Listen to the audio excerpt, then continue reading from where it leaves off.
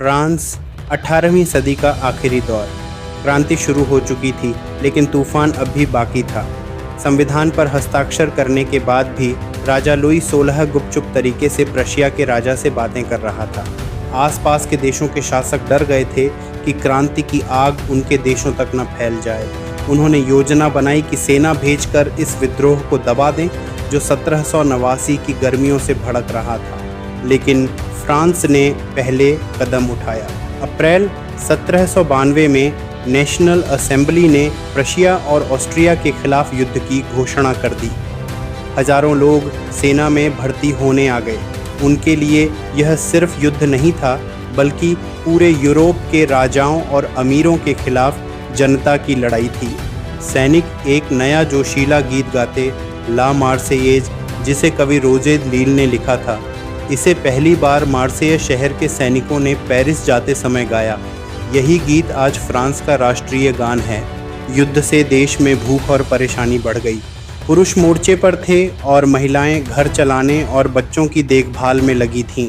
लोगों को लगा क्रांति अधूरी है, क्योंकि 1791 का संविधान सिर्फ अमीरों को राजनीतिक अधिकार देता था। लोगों ने अपनी आवाज़ उठाने के लिए राजनीतिक क्लब बनाए। सबसे प्रसिद्ध था जैकोबिन क्लब, जिसका नाम पेरिस के सेंट जैकब कॉन्वेंट से पड़ा। जैकोबिन गरीब और मेहनतकश तबके से थे। छोटे दुकानदार, मोची, घड़ी साज, छापे खाना मजदूर, नौकर और दिहाड़ी मजदूर। उनके नेता थे मैक्सिमिलियन रॉबस्पियर। जैकोबिन अमीरों के नी ब्रीचेज, घुटनों तक की पतलून नहीं पहनते थे। इसके बजाय वे लंबी धारीदार पैंट पहनते, जो मेहनतकश डॉक मजदूरों की पहचान थी। उन्हें कहा जाने लगा सांस कुलोत, यानी जिनके पास नी ब्रीचेज नहीं है। साथ ही वे लाल टोपी पहनते, जो आज़ादी का निशान थी। 1792 की गर्मियों में महंगाई और खाने की कमी से जनता गुस्से में आ गई। 10 अगस्त को हज़ारों पेरिस वासियों और जैकोबिनों ने ट्यूइलरी पैलेस पर धावा बोल दिया। राजा के पहरेदारों को मार डाला और राजा को बंदी बना लिया। असेंबली ने शाही परिवार को जेल में डाल दिया और चुनाव कराए। अब 21 साल से ऊपर हर आदमी वोट दे सकता था, चाहे वह अमीर हो या गरीब।